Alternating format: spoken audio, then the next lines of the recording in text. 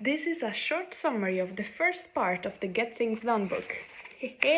So, we start with the first point, which is about procrastination. So, whenever research shows that if you ask yourself for questions, you like daily, twice per day, you will be less likely to procrastinate.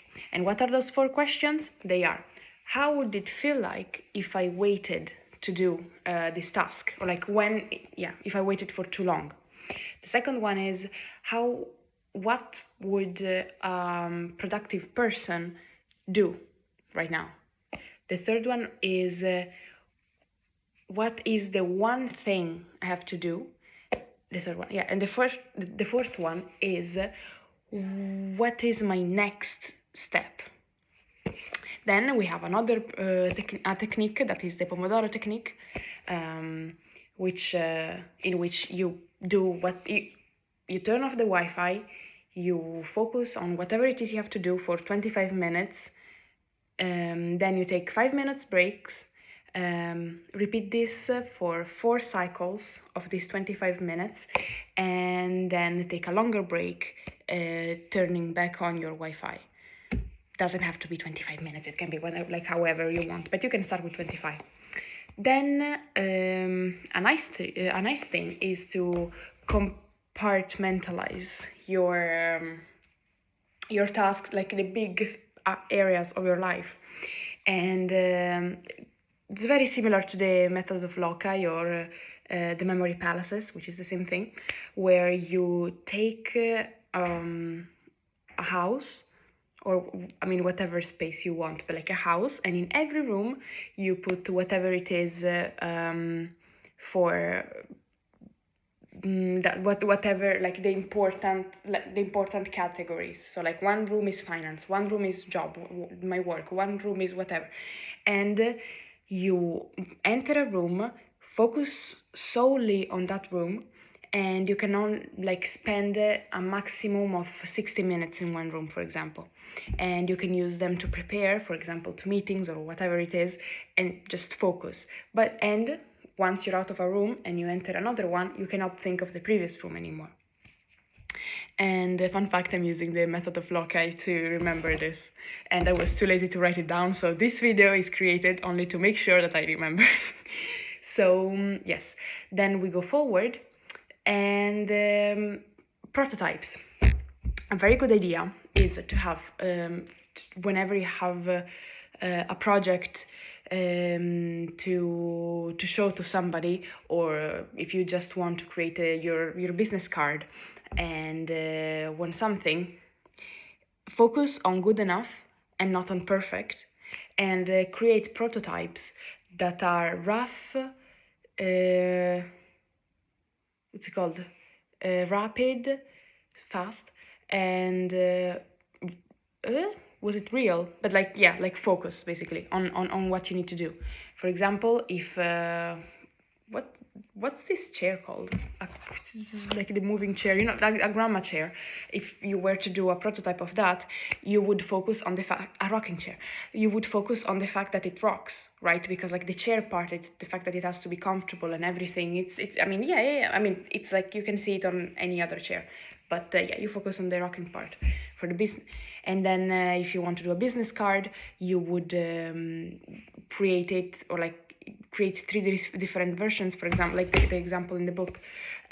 Create 3 different versions, send them out to 10 different people, and see the reactions, whether they like it or not, and what they think, and take any sort of criticism not to heart, but just as a good thing, because whatever failure whatever you encounter in the prototype stage, you will not encounter in the real world, right? So that's a very good thing.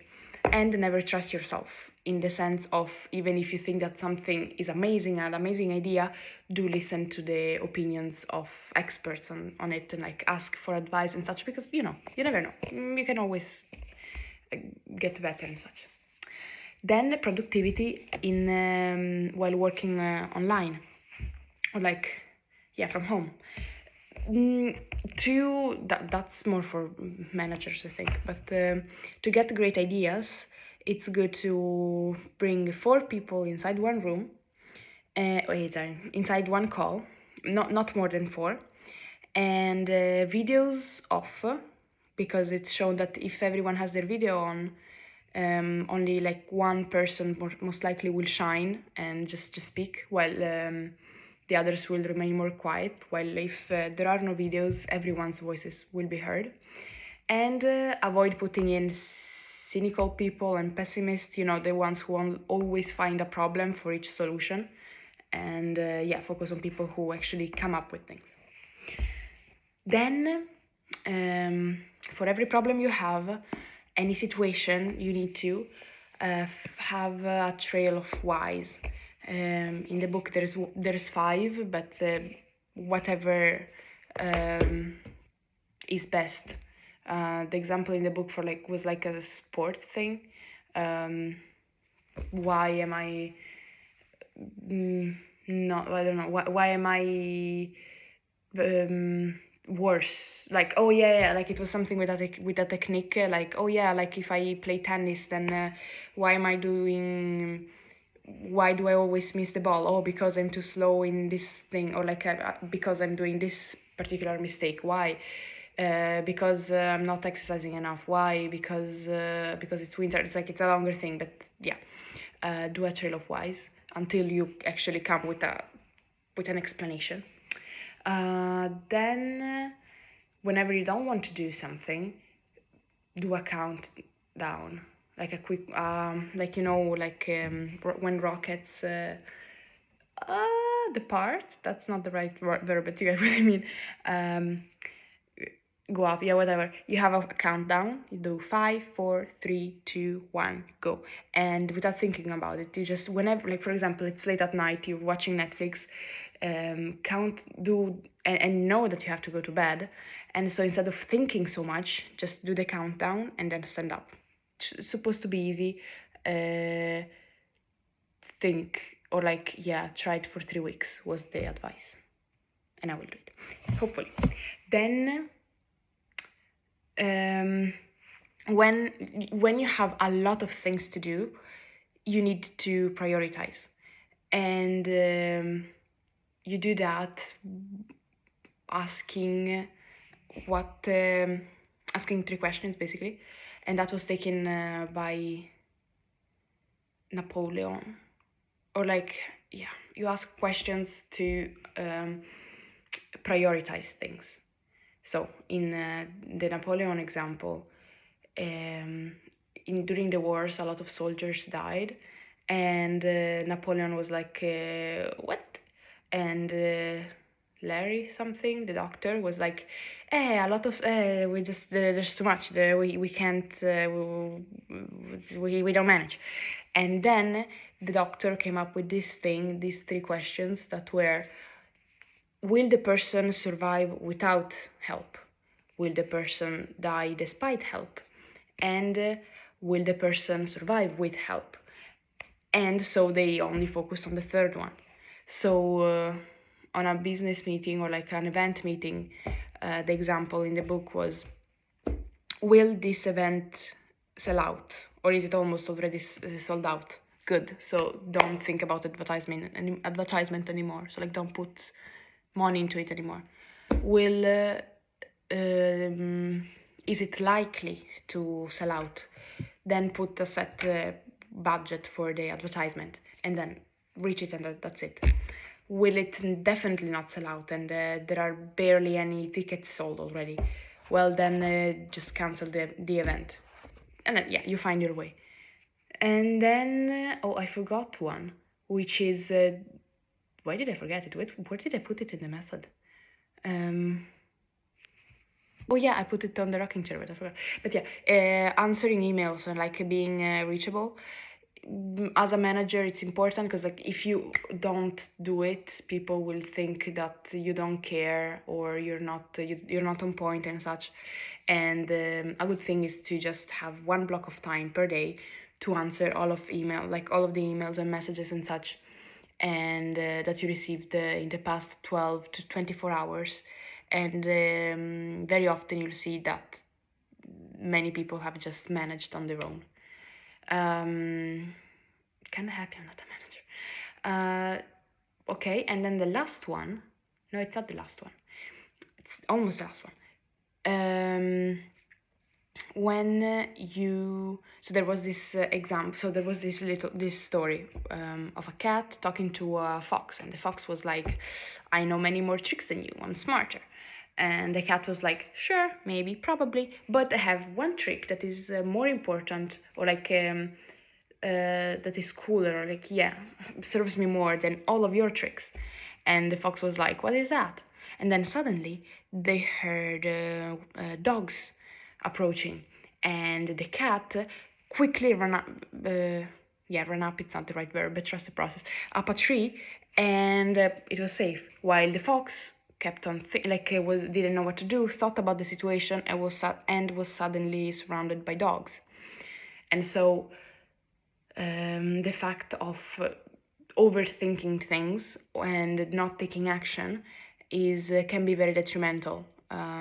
So basically, yeah, like either before doing something or after a failure, that blockage of, oh no, I failed, so what now? And like you don't do anything, that doesn't help. And also a good thing to keep in mind is that if you remember, or like if you failed already once or twice, like the probabilities of you failing again are lower, because like you are where you are, right? So you haven't just failed. So it's like probabilities go up and down. It's like if you fail once, doesn't, like on one thing, it doesn't mean that you will fail again. Like of course it depends, but it's like on a communication wise, oh yeah, I did something stupid, oh yeah, my presentation wasn't nice, oh yeah, here and there. It's like, yeah, failure, and then it gets better, kind of thing. Trust yourself. And then the last thing was Bob, the book of books, where you record all of the books that you have written and your thoughts. And there was a person, a writer, a female one, Sarah something, I don't remember. I didn't put it in my memory palace, and yes. she was like, my life. The title of her book is My Life with Bob, which is just her Bob, her book of books. And apparently it's nice because you can also see the person you used to be, with all your comments on the books, because yeah, you finish a book. Oh yeah, and there were also like comments of how to retain the information from a book. And it was, you read it, you underline the passages that are the most important to you, that you resonate with, or like just that you want to remember. Then finishing a chapter, you go back, you reread them, and you take notes on them, and then put them into your Bob maybe and stuff. Me, I don't have the patience for that. I think I tried it, but I finished this part, and then I like skimmed through the pages and put every title in one location of my memory palace. And I mean, I've been talking for 13 minutes, so nice. But yes, that was the first part, which is called doing things, of this nice book.